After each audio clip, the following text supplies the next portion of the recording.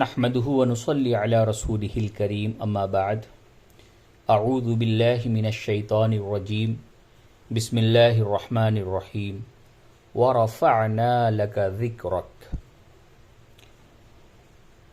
محترم سامعین کرام، قبل اس سے کہ آپ صلی اللہ علیہ وسلم کی سیرت پہ میں کچھ عرض کروں، سب سے پہلے اپنے آقا جناب محمد الرسول اللہ صلی اللہ علیہ وسلم کے بارگاہ میں جھوم جھوم کے درود و سلام کا نذرانہ پیش کریں، پڑھیں اللہم صلی علی سیدنا حبیبنا و شفیعنا و مولانا محمد وبارک وسلم صلاۃ و سلام علیک یا رسول اللہ سبحان ربک رب العزت عما یصفون وسلام علی المرسلین والحمد للہ رب العالمین۔ میرے بھائیوں، آپ نے ہمیں اس لائق سمجھا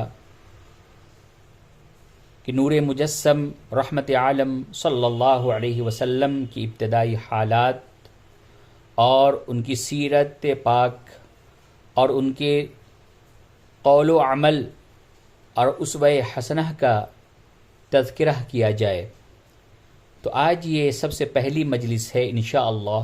ربیع الاول کے مہینے میں اسی طریقے سے سیرت کے جلسے ہوا کریں گے، تو آپ صلی اللہ علیہ وسلم کی ابتدائی حالات کے بارے میں آج کچھ عرض کرتا ہوں۔ حضرت محمد مصطفیٰ صلی اللہ علیہ وسلم حضرت ابراہیم علیہ السلام کی نسل سے تھے۔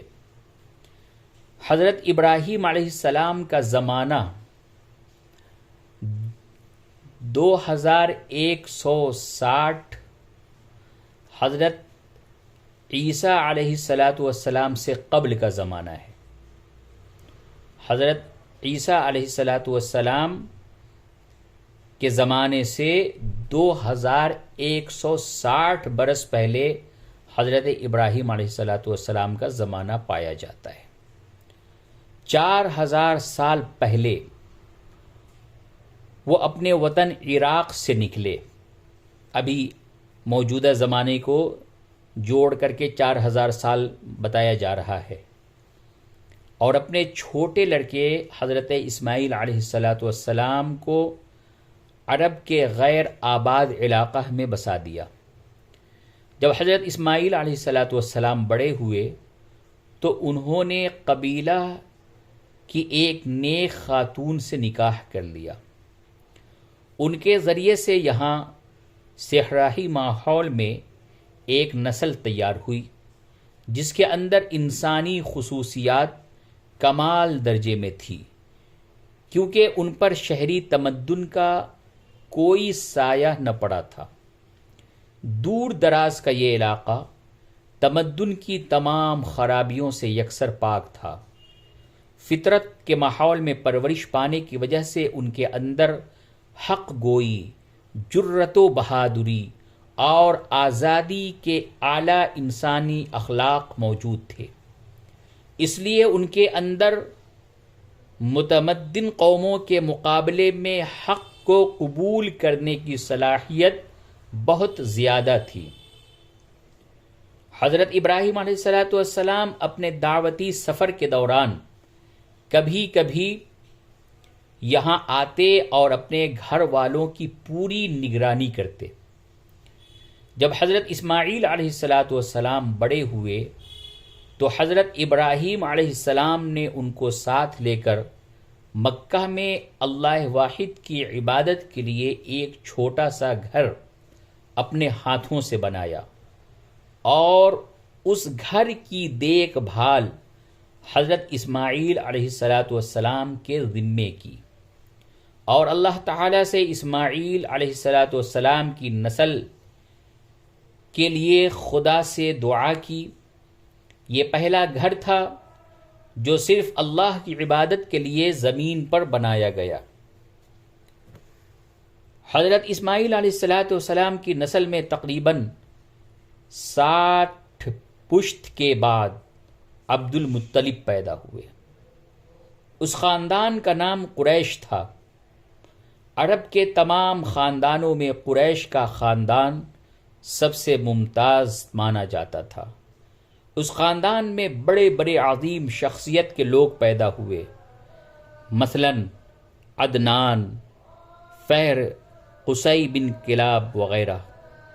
قصی اپنے زمانے میں حرم کعبہ کے متولی بنائے گئے، اس کی وجہ سے ان کی عظمت میں بہت اضافہ ہوا۔ قصی نے بہت بڑے بڑے کام کیے۔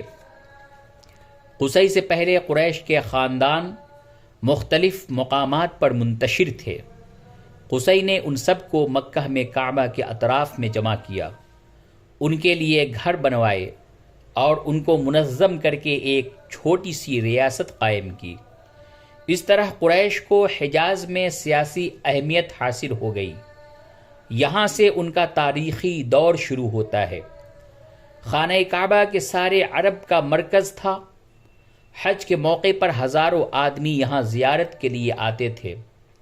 قصی سے پہلے یہاں ان کی میزبانی کا کوئی معقول انتظام نہ تھا۔ قصی نے کہا کہ ان حاجیوں کی میزبانی ہمارا فرض ہے، اور اس کام کے لیے انہوں نے باقاعدہ ایک رقم مقرر کی۔ اس رقم سے حاجیوں کے کھانے اور پانی کا انتظام کیا جاتا تھا۔ یہ کام ان کے بعد ان کے خاندان والے کرتے رہے۔ یہی وجہ تھی کہ حرم کعبہ کے متولی ہونے کی وجہ سے قریش کو تمام عرب میں بڑی عزت اور اہمیت حاصل ہو گئی تھی۔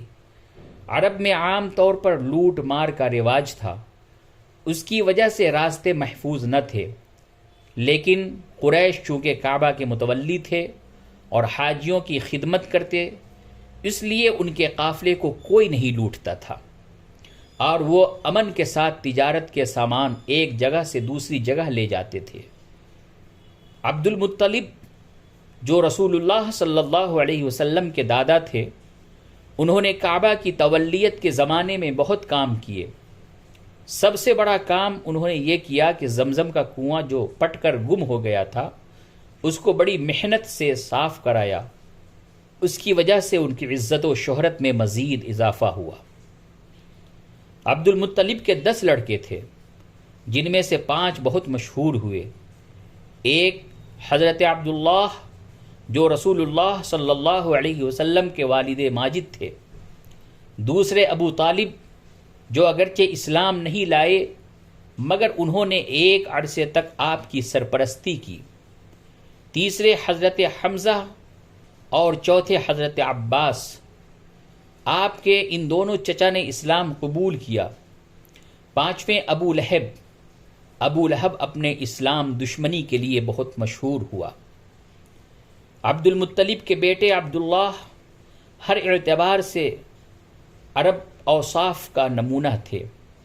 حضرت عبداللہ کا نکاح آمنہ بنت وہب سے ہوا، جو قبیلہ زہرہ کے رئیس وہب بن عبد مناف کی لڑکی تھی۔ وہ قریش کی عورتوں میں عزت اور نسب کے اعتبار سے نہایت شریف خاتون شمار کی جاتی تھیں۔ انہی عبداللہ اور آمنہ سے محمد بن عبداللہ بن عبد المطلب پیدا ہوئے، جو اعلیٰ ترین انسانی اوصاف کا مکمل نمونہ تھے۔ آپ کی پیدائش سے پہلے ہی آپ کے والد حضرت عبداللہ کا انتقال ہو گیا۔ حضرت محمد مصطفیٰ صلی اللہ علیہ وسلم کی پیدائش ربیع الاول کے مہینے میں 22 اپریل سن 571 عیسوی کو ہوئی۔ آپ کی پیدائش کی اطلاع آپ کے دادا عبد المطلب کو ملی تو وہ آپ کو لے کر خانہ کعبہ میں گئے۔ وہاں انہوں نے مولود بچے کے لیے دعا مانگی اور اللہ کا شکر ادا کیا۔ آپ کی پیدائش کے 7ویں دن عبد المطلب نے آپ کا عقیقہ کیا اور آپ کا نام محمد رکھا۔ عقیقے کی اس تقریب میں قبیلہ قریش کے تمام لوگ شریک ہوئے۔ محمد کا نام عرب میں بالکل نیا تھا۔ قریش نے اس غیر مانوس نام رکھنے کا سبب پوچھا تو عبد المطلب نے کہا تاکہ ساری دنیا میرے بیٹے کی تعریف کی جائے۔ عرب کے اونچے گھرانوں میں یہ طریقہ تھا کہ وہ اپنے بچے کو دودھ پلانے کے لیے کسی صحرائی خاتون کے حوالے کر دیتے تھے تاکہ بچے کی ابتدائی پرورش کھلی فضا میں ہو سکے اور وہ فصیح عربی زبان بھی سیکھ جائے۔ بدوؤں جو کہ دیہات و قصبات میں رہتے تھے، ان کی زبان نہایت فصیح ہوتی تھی۔ اس رواج کے مطابق آپ صلی اللہ علیہ وسلم کو قبیلہ بنی سعد بن بکر کی ایک عورت حلیمہ بنت ابی ذؤیب کے حوالے کر دیا گیا۔ یہی وہ خاتون ہے جو حضرت حلیمہ سعدیہ کے نام سے مشہور ہیں۔ حضرت حلیمہ سعدیہ بیان کرتی ہیں کہ میں اپنی بستی سے قبیلے کی چند عورتوں کے ساتھ اس تلاش میں نکلی کہ دودھ پینے والا بچہ ملے تو اس کو اپنے ساتھ لے آؤں۔ میں ایک اونٹنی پر سوار تھی۔ ہم لوگ پرمشقت سفر کے بعد مکہ پہنچے۔ ہم میں کوئی عورت ایسی نہ تھی کہ جس کے سامنے محمد صلی اللہ علیہ وسلم کو پیش نہ کیا گیا ہو، مگر جب اس کو معلوم ہوتا کہ آپ یتیم ہیں تو وہ آپ کو لینے سے انکار کر دیتی۔ اس کی وجہ یہ تھی کہ ہم لوگ بچے کے باپ کی طرف سے اچھے سلوک کی امید رکھتے تھے۔ ہر عورت یہ سوچتی کہ جب وہ یتیم ہے تو اس کے ماں اور دادا اسے کیوں کر اچھے سلوک کی امید کی جا سکتی ہے، اس لیے کسی نے آپ کو لینا پسند نہ کیا۔ حضرت حلیمہ سعدیہ کہتی ہیں کہ میرے ساتھ آئی ہوئی عورتوں میں سے ہر عورت کو کوئی نہ کوئی دودھ پینے والا بچہ مل گیا، صرف میں باقی رہ گئی۔